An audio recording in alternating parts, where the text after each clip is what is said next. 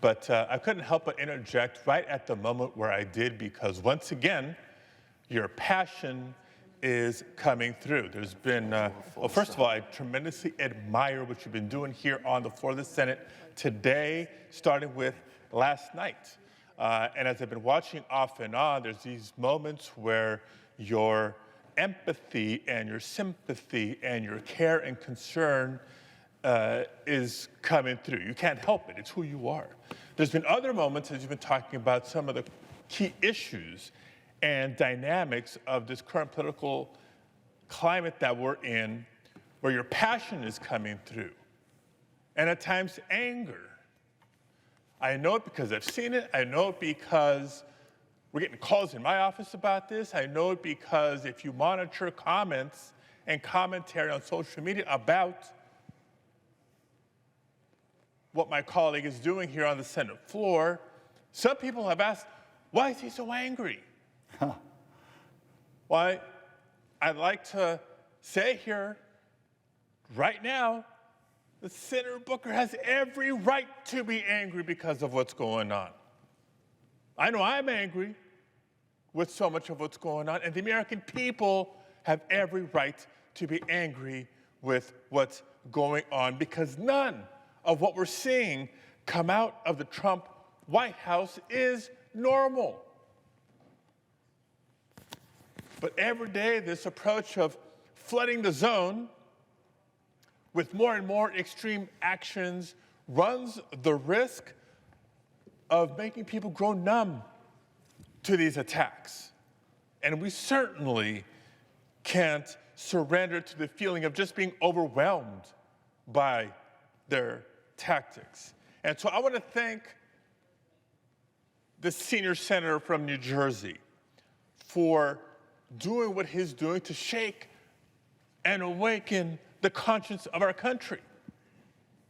Now, as I listen to my colleague talk about the real dangers of the Trump administration, what it poses for our nation, I also reflect on what it means for our environment.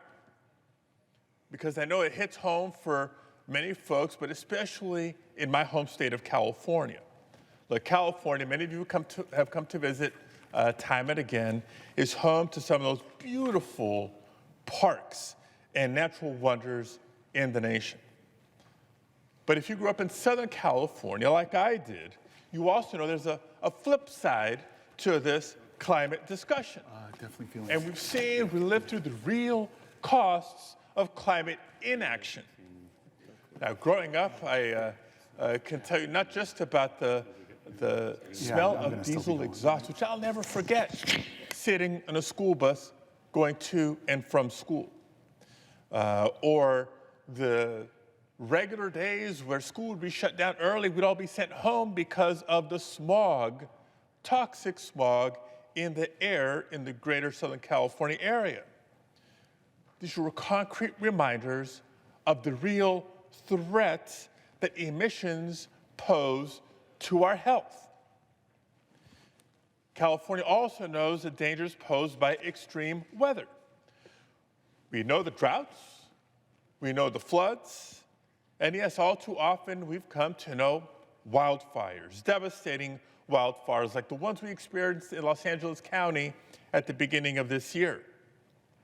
Now, Senator Booker was kind enough to come visit a few weeks ago to tour Altadena, the epicenter, if you will, of the Eaton fire that devastated so many.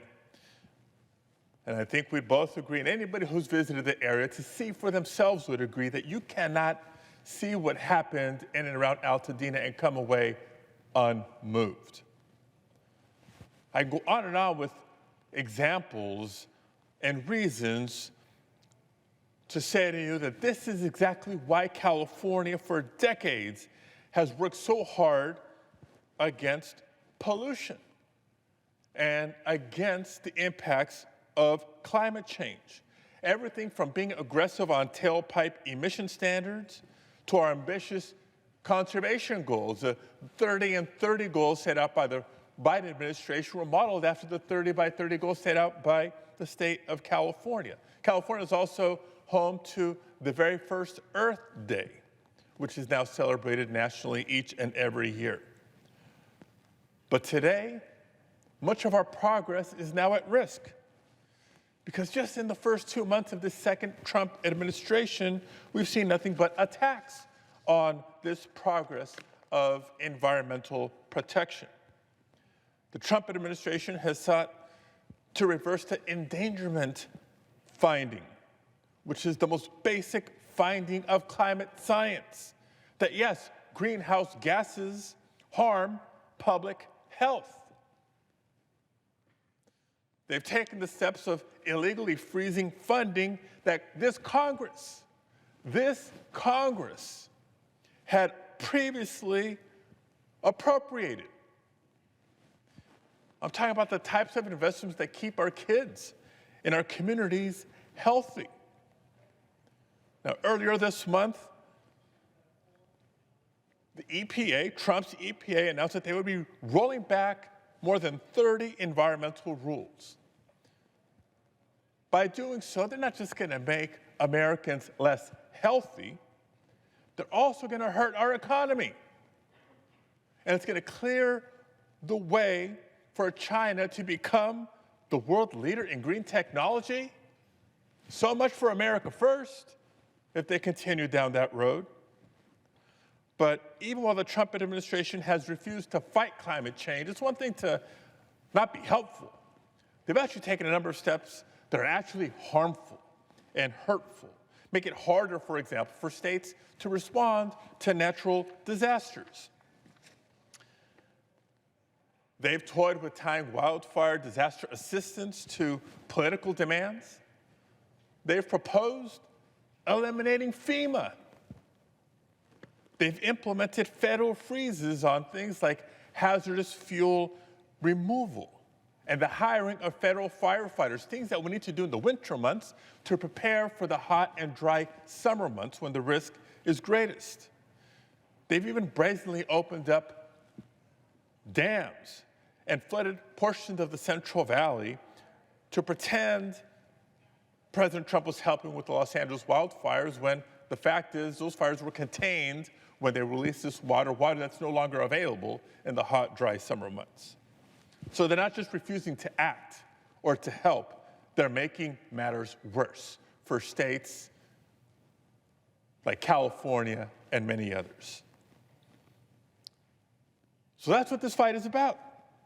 Our fight for the environment is about America's health and safety. It's about American jobs, and it's about America's future. With all that being said, my question to Senator Booker is this. For the next generation of Americans, for the young people who are tuning in and wondering, well, what is it that I can do? Do I have a voice? Do I have any power? What would you say to them? How can they take action?